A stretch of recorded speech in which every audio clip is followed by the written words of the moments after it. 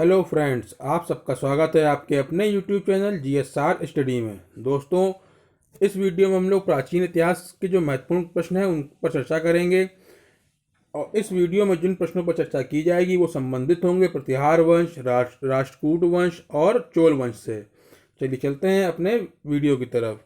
दोस्तों, अगर आपने हमारे चैनल को अभी सब्सक्राइब ना किया हो तो सब्सक्राइब कर लें और साथ ही बगल वाला बेल आइकन प्रेस कर दें, जिससे जो भी नया वीडियो डालें तो उसका नोटिफिकेशन आप तक तुरंत पहुंच जाएगा। और वीडियो को अंत तक देखिएगा दोस्तों, ये बहुत ही इंपॉर्टेंट होगा।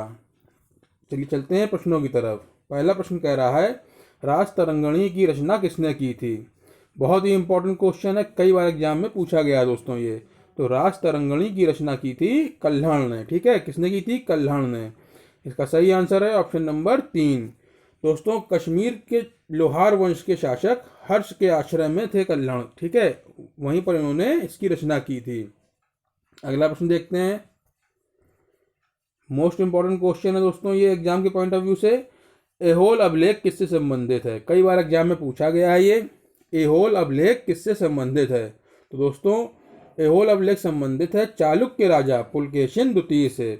ठीक है, इसका सही आंसर है ऑप्शन नंबर 2, पुलकेशिन द्वितीय। ये चालुक्य राजा थे। ठीक है, चालुक्य वंश के राजा थे ये। और जो एहोल अभिलेख है इसको लिखा किसने है दोस्तों? तो एहोल अभिलेख लिखा है रवि कीर्ति ने। ये भी आपको पता होना चाहिए। अगला प्रश्न देखते हैं। प्रतिहार वंश का संस्थापक कौन था? तो दोस्तों, प्रतिहार वंश को गुज्जर प्रतिहार वंश भी कहा जाता है। ठीक है, तो इसका संस्थापक था नागभट्ट प्रथम। इसका सही आंसर है ऑप्शन नंबर 1, नागभट्ट प्रथम ने प्रतिहार वंश की स्थापना की थी। अगला प्रश्न देखते हैं। मोस्ट इंपॉर्टेंट क्वेश्चन है दोस्तों ये, कई बार एग्जाम में पूछा गया है कि प्रतिहार वंश का सबसे प्रतापी शासक कौन था। तो दोस्तों, प्रतिहार वंश का सबसे प्रतापी शासक था मिहिर भोज। इसका सही आंसर है ऑप्शन नंबर 2। दोस्तों, मिहिर भोज ने अपनी राजधानी कहाँ बनाई थी? कन्नौज में। ठीक है, और इसने आदि वराह की उपाधि भी आपको पता होना चाहिए दोस्तों। अगला प्रश्न देखते हैं। मोस्ट इंपॉर्टेंट क्वेश्चन दोस्तों, इस वीडियो में जितने भी क्वेश्चन हैं वो बहुत ही इंपॉर्टेंट हैं, कई बार एग्जाम में पूछे गए हैं ये। ठीक है, इस सेक्शन से। तो कर्पूर मंजरी तथा काव्य मीमांसा के लेखक कौन है? दोस्तों, काव्य मीमांसा अलग पूछा गया है और कर्पूर मंजरी के बारे में भी अलग प्रश्न किया गया है एग्जाम्स में। तो इन दोनों के लेखक हैं राजशेखर। ठीक है, कौन इनका लेखक? राजशेखर। ऑप्शन नंबर 1 इस क्वेश्चन का सही आंसर है। कर्पूर मंजरी और काव्य मीमांसा इन दोनों पुस्तकों के लेखक हैं राजशेखर। अगला प्रश्न देखते हैं। चंदावर का युद्ध कब हुआ था? दोस्तों, ये क्वेश्चन भी एग्जाम में कई बार पूछा गया है। चंदावर का युद्ध कब हुआ था या किसके किसके मध्य हुआ था? ठीक है, ये दोनों ही क्वेश्चन जो है एग्जाम में बहुत पूछे जाते हैं। तो चंदावर का युद्ध हुआ था 1194 में। ठीक है, कब हुआ था? 1194 में। इसका सही आंसर है इस प्रश्न का ऑप्शन नंबर 2। अच्छा, ये हुआ किसके किसके बीच था? तो मोहम्मद गौरी और जयचंद के मध्य हुआ था ये युद्ध। ठीक है, मोहम्मद गौरी और जयचंद के मध्य हुआ था। ये भी आपको पता होना चाहिए, कई बार एग्जाम में पूछा गया है ये प्रश्न भी। मोहम्मद जयचंद जो था वो गहड़वाल वंश का राजा था जो इस युद्ध में मारा गया था। ठीक है, जयचंद गहड़वाल वंश का राजा था और इस युद्ध में उसकी मृत्यु हो गई थी, चंदावर के युद्ध में। ठीक है, अगला प्रश्न देखते हैं। बुंदेलखंड का प्राचीन नाम क्या है? दोस्तों, ये भी क्वेश्चन एक दो बार एग्जाम में पूछा गया है, इसलिए मैं इसको यहाँ पे लिया गया है, क्योंकि बुंदेलखंड का प्राचीन नाम है जेजाक भुक्ति। क्या नाम है इसका? ऑप्शन नंबर 1 इसका सही है यहाँ पर, जेजाक भुक्ति। ठीक है, अच्छा, एक क्वेश्चन एक दो बार पूछा गया है, उसको हमने यहाँ पे लिया नहीं इस वीडियो में, कि आला उदल कहाँ से संबंधित हैं। आला उदल जो थे एक सेना नायक थे दोनों। ठीक है, और ये चंदेल शासकों के राज्य में रहते थे। ठीक है, तो आला उदल जो थे वो बुंदेलखंड से ही संबंधित थे। ये एक दो बार क्वेश्चन पूछा गया है, इसलिए यहाँ पे उसको डिस्कस कर रहे हैं दोस्तों। ठीक है, अगला प्रश्न देखते हैं। मोस्ट इंपॉर्टेंट क्वेश्चन है दोस्तों, बीएड वगैरह के एग्जाम में कई बार पूछा गया है ये, कि राजा भोज का संबंध किस राजवंश से है। तो दोस्तों, राजा भोज का संबंध जो है वो किस राजवंश से है? परमार वंश से है। ऑप्शन नंबर 3 एकदम सही आंसर है इसका। राजा भोज परमार वंश के शासक थे। ठीक है, अच्छा, राजा भोज से संबंधित कुछ तथ्य हैं, ये भी आपको बता देते हैं। राजा भोज को कविराज भी कहा जाता था, ठीक है, राजा भोज को कविराज भी कहते थे, और इन्होंने भोजनगर की स्थापना की थी तथा भोपाल के दक्षिण में भोजपुर नामक झील बनवाई थी, ठीक है। अगला प्रश्न देखते हैं। मोस्ट इंपॉर्टेंट क्वेश्चन है दोस्तों, अजमेर की स्थापना किसने की थी? जो राजस्थान का एक शहर है अजमेर, उसकी स्थापना पूछ रहा है किसने की थी, तो उसकी स्थापना की थी अजय राज द्वितीय ने। किसने की थी? अजय राज द्वितीय ने, ठीक है। इसका सही आंसर है ऑप्शन नंबर 1। दोस्तों, अजय राज द्वितीय जो थे ये चौहान शासक थे, ठीक है, चौहान वंश के शासक थे। इन्होंने ही अजमेर की स्थापना की थी, ठीक है। चौहान वंश का सबसे प्रतापी शासक अगर पूछा जाएगा तो उसका आंसर होगा विग्रहराज या बीसल देव। विग्रहराज या बीसल देव जो हैं एक ही लोगों के नाम हैं, और चौहान वंश के सबसे प्रतापी शासक थे विग्रहराज तथा या बीसल देव, ठीक है। ये भी आपको जानकारी होनी चाहिए इस बारे में। अगला प्रश्न देखते हैं दोस्तों, मोस्ट इंपॉर्टेंट क्वेश्चन है ये एग्जाम में इस तरह से पूछा जाता है कि 2.5 दिन का झोपड़ा नामक मस्जिद कहाँ है या किसने इसका निर्माण कराया था, ठीक है। तो निर्माण किसने कराया था ये हम लोग आगे डिस्कस करेंगे सल्तनत काल के समय में, ठीक है, जब हम लोग मध्यकालीन भारत के बारे में पढ़ेंगे। यहाँ पे हम लोग डिस्कस करते हैं 2.5 दिन का झोपड़ा नामक मस्जिद कहाँ स्थित है, ठीक है। ये क्वेश्चन यहाँ पे इसलिए रखा गया है क्योंकि अभी हम लोगों ने पिछले क्वेश्चन में बात की अजमेर की, ठीक है, कि अजमेर की स्थापना किसने की, तो अजमेर में ही ये स्थित है मस्जिद, ठीक है। 2.5 दिन का झोपड़ा नामक मस्जिद कहाँ है? अजमेर में है। ऑप्शन नंबर 3 इसका सही आंसर है, ठीक है। चलिए आपको जानकारी के लिए आपकी बता देते हैं कि इसका निर्माण कुतुबुद्दीन ऐबक ने करवाया था, ठीक है। लेकिन ये जब अजमेर में इसकी स्थापना हुई थी पहले तो ये एक विद्यालय था दोस्तों, ठीक है। बाद में जब कुतुबुद्दीन ऐबक का शासन आया गुलाम वंश का, तब उसने इसको मस्जिद के रूप में का निर्माण करा दिया था। अगला प्रश्न देखते हैं, पृथ्वीराज रासो के लेखक कौन हैं?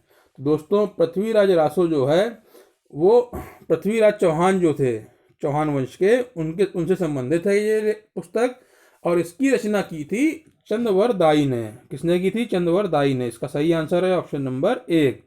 दोस्तों, चंद्रवर दाई जो थे वो पृथ्वीराज चौहान के राजकवि थे, ठीक है। अगला प्रश्न देखते हैं, मोस्ट इंपॉर्टेंट क्वेश्चन है, कई बार एग्जाम में पूछा जाता है दोस्तों, तराइन का युद्ध। तराइन का युद्ध जो है बहुत ही इंपॉर्टेंट है प्राचीन इतिहास में।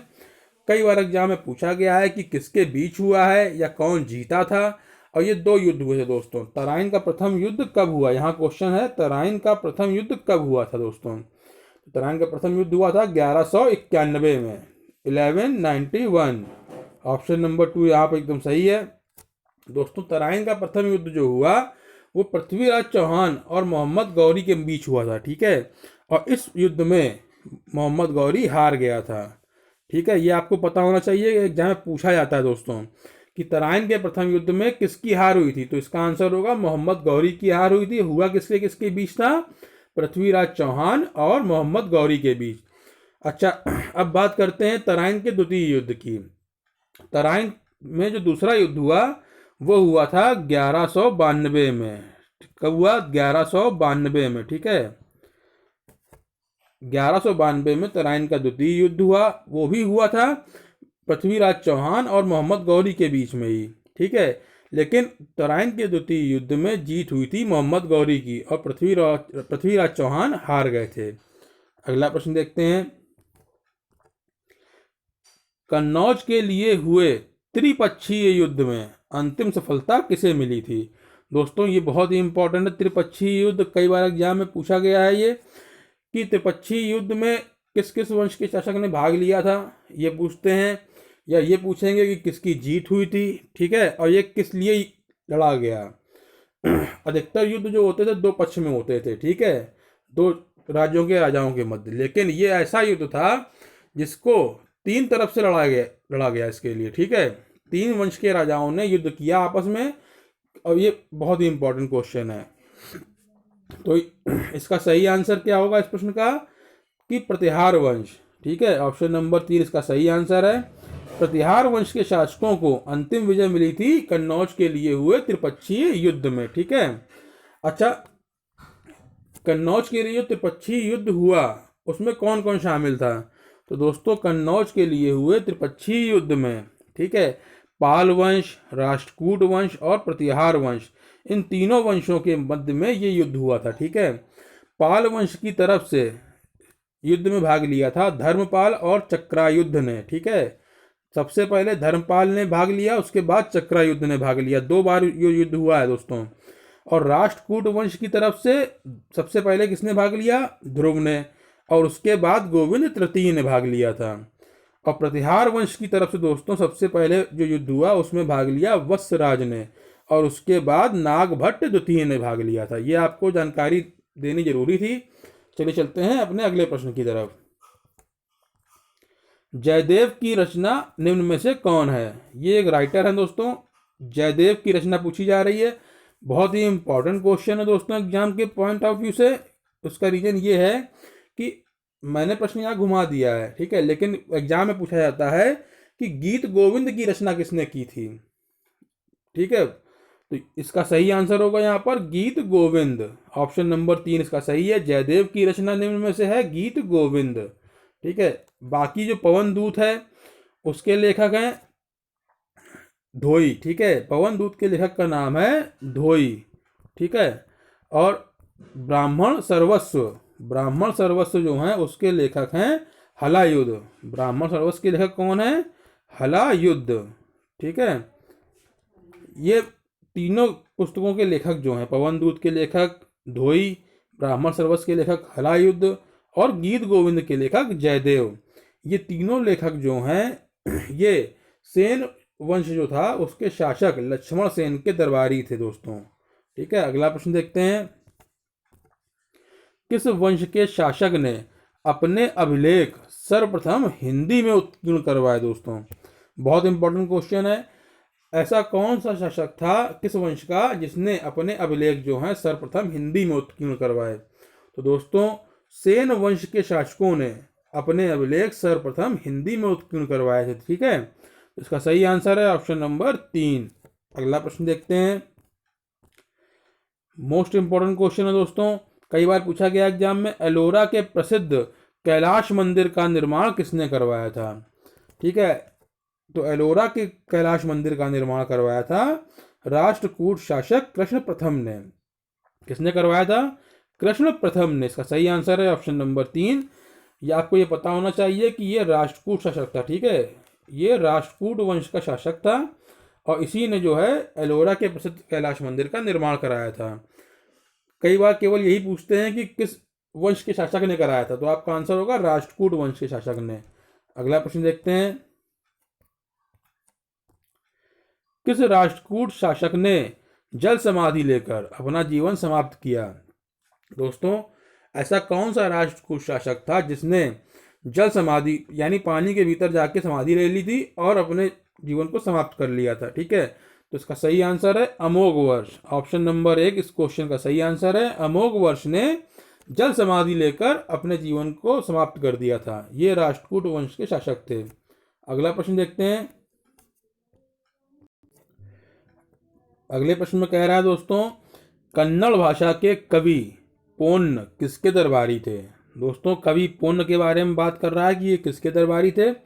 अच्छा, कवि पोन्न जो थे ये किस भाषा के कवि थे? कन्नड़ भाषा के। ठीक है, तो रवि पोन्न जो थे वो कृष्ण तृतीय के दरबारी थे। कृष्ण तृतीय जो थे वो राष्ट्रकूट वंश के शासक थे और इन्हीं के दरबार में कवि पोन्न रहा करते थे। तो इसका सही आंसर है ऑप्शन नंबर 4। कवि पोन्न ने शांति पुराण नामक पुस्तक की रचना की थी। अगला प्रश्न देखते हैं। मोस्ट इंपॉर्टेंट क्वेश्चन है दोस्तों ये। एलोरा तथा एलिफेंटा गुहा मंदिरों का निर्माण किन शासकों के समय हुआ था? तो दोस्तों एलोरा तथा एलिफेंटा जो गुहा मंदिर है यानी गुफा मंदिर हैं, ठीक है, ये कहाँ पर है? महाराष्ट्र में है दोस्तों। ठीक है, और इनका निर्माण जो हुआ था वो राष्ट्रकूट शासकों के समय हुआ था। तो इसका सही आंसर है ऑप्शन नंबर 3 राष्ट्रकूट शासक। अगला प्रश्न देखते हैं। मंदिरों का शहर किसे कहते हैं? तो मंदिरों का शहर कहा जाता है दोस्तों एहोल को। इसका सही आंसर है ऑप्शन नंबर 1। अगला प्रश्न देखते हैं।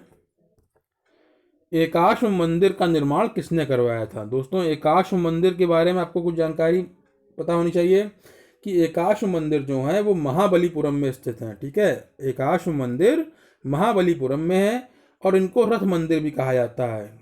एग्जाम में क्वेश्चन पूछा जा सकता है कि रथ मंदिर कहाँ है, तो आपको पता ही नहीं होगा क्योंकि आपने एकाश्म मंदिर पढ़ा होगा। तो एकाश्म मंदिर को ही हम लोग रथ मंदिर के नाम से जानते हैं। ठीक है, रथ मंदिर किसे कहते हैं? एकाश्म मंदिरों को ही। और ये कहाँ पर है? महाबलीपुरम में है। इनकी संख्या कितनी है दोस्तों? तो एकाश्म मंदिरों की संख्या या रथ मंदिरों की संख्या 7 है। ठीक है, 7 रथ मंदिर हैं टोटल। सबसे छोटा रथ मंदिर जो है वो द्रौपदी मंदिर है। सबसे छोटा रथ मंदिर द्रौपदी मंदिर है। चलिए चलते हैं अपने प्रश्न की तरफ कि एकाश्म मंदिर का निर्माण किसने करवाया था? दोस्तों, एकाश्म मंदिर का निर्माण करवाया था नरसिंह वर्मन ने। ठीक है, किसने कराया था? नरसिंह वर्मन ने। इसका सही आंसर है ऑप्शन नंबर 1। नरसिंह वर्मन जो थे वो पल्लव राजा थे दोस्तों। ठीक है, पल्लव वंश के राजा थे नरसिंह वर्मन। उन्होंने ही एकाश्म मंदिर का निर्माण कराया था। अगला प्रश्न देखते हैं, कांची के कैलाशनाथ मंदिर का निर्माण किसने करवाया था? दोस्तों, ये जो निर्माण है ये बहुत पूछे जाते हैं कि मंदिरों का निर्माण कराना या नहर का निर्माण कराना, ये सब इस तरह के क्वेश्चन एग्जाम में बहुत पूछते हैं एग्जामिनर। तो कांची के कैलाश मंदिरों का निर्माण किसने कराया था दोस्तों? नरसिंह वर्मन द्वितीय ने। ठीक है, इसका सही आंसर है ऑप्शन नंबर 2। नरसिंह वर्मन द्वितीय भी पल्लव वंश के राजा थे। ठीक है, अभी हम लोगों ने इसके पहले जो क्वेश्चन पढ़ा कि एकाश्म मंदिर या रथ मंदिर का निर्माण किसने कराया था? नरसिंह वर्मन ने। ठीक है, उसके बाद शासन हुआ नरसिंह वर्मन द्वितीय का। उन्होंने निर्माण कराया कांची के कैलाशनाथ मंदिर का। अच्छा, इस मंदिर को एक अन्य नाम से भी जाना जाता है। ठीक है, कांची के कैलाशनाथ मंदिर को राज सिद्धेश्वर मंदिर भी कहा जाता है दोस्तों। ठीक है, कैलाशनाथ मंदिर जो है कांची का, उसको राज सिद्धेश्वर मंदिर के नाम से भी जाना जाता है। ठीक है, इसी मंदिर में पल्लव राजाओं और रानियों की आदमकद तस्वीरें लगी हुई हैं। ठीक है, एग्जाम में क्वेश्चन पूछा गया है एक दो बार कि किस मंदिर में पल्लव राजाओं और रानियों की आदमकद तस्वीरें लगी हैं। तो इसका सही आंसर होगा कांची के कैलाशनाथ मंदिर में, अगर ऑप्शन में दिया गया होगा। नहीं तो ऑप्शन में आपसे पूछेगा, दिया गया होगा राज सिद्धेश्वर मंदिर। ठीक है, ये दोनों ही ऑप्शन सेम है। अगला प्रश्न देखते हैं, मोस्ट इंपॉर्टेंट क्वेश्चन है दोस्तों, दश कुमार चरित के लेखक कौन है? दोस्तों, दश कुमार चरित के लेखक हैं दंडी। इसका सही आंसर है ऑप्शन नंबर 3। दंडी जो थे वो नरसिंह वर्मन द्वितीय के दरबारी थे। नरसिंह वर्मन द्वितीय जो थे वो पल्लव शासक थे और इन्हीं के दरबार में दंडी रहते थे। ठीक है, और इन्होंने किसकी रचना की है? दश कुमार चरित की। अगला प्रश्न देखते हैं, चोल वंश की स्थापना किसने की? दोस्तों, चोल वंश की स्थापना की थी विजयालय ने। इसका सही आंसर है ऑप्शन नंबर 1, विजयालय। अगला प्रश्न देखते हैं, तंजौर में राजेश्वर का शिव मंदिर किसने बनवाया? दोस्तों, बहुत ही इंपॉर्टेंट क्वेश्चन है।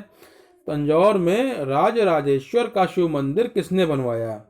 तो राजेश्वर का शिव मंदिर बनवाया था राज प्रथम ने। किसने बनवाया दोस्तों? राज प्रथम। इसका सही आंसर है ऑप्शन नंबर 3।